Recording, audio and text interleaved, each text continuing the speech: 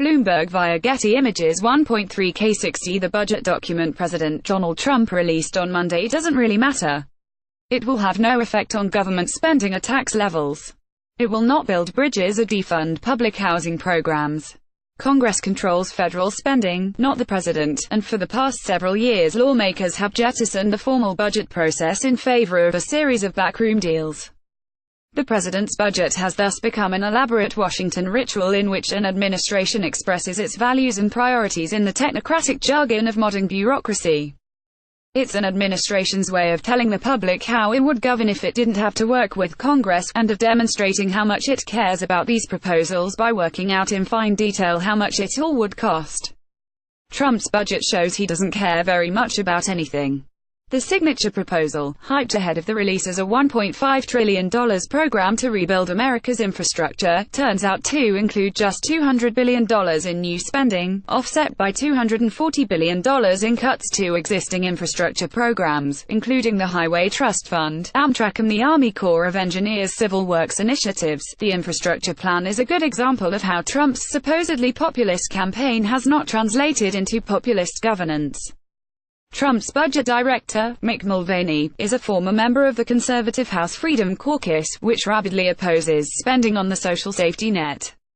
As a nation, we face difficult times, challenged by a crumbling infrastructure, growing deficits, broke nations, and irresponsible Washington spending, Mulvaney said in a statement on Sunday, even though the budget doesn't close deficits or uncrumble infrastructure.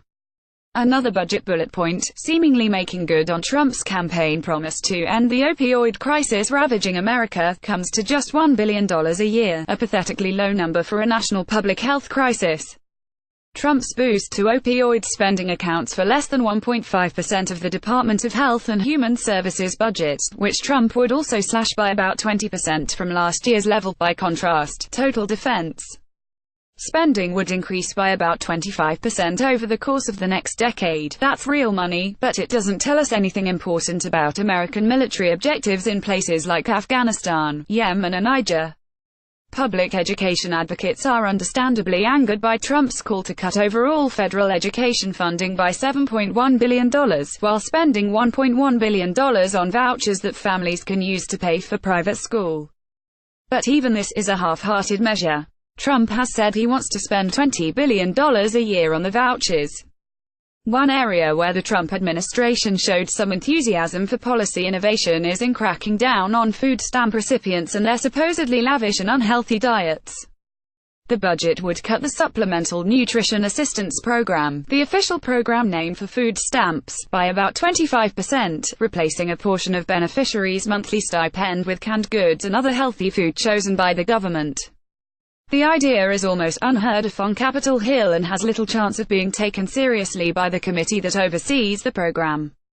Trump would also eliminate all funding for public housing repairs, a move that reflects general meanness about the S of the poor, but only costs about $2 billion, and eliminate $1 billion in Section 8 vouchers to help poor families pay rent. About 40 million Americans in poverty each year, according to U.S.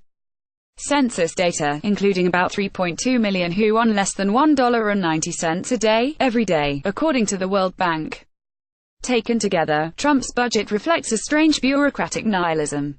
His budget proposal doesn't balance, not next year, or even over the traditional 10-year window, which would have allowed Trump to gimmick up the final years with spending cuts in various administrative fees that he had no intention of actually following through on. He's accepting $900 billion plus deficits every year until 2023, and substantial deficits through 2028.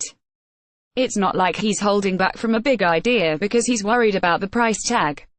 He just doesn't care. Download. Do you have information you want to share with HuffPost? Here's how. Zach Carter, senior political economy reporter, HuffPost. Arthur Delaney, senior reporter, HuffPost. Igor Bobek, politics reporter, HuffPost.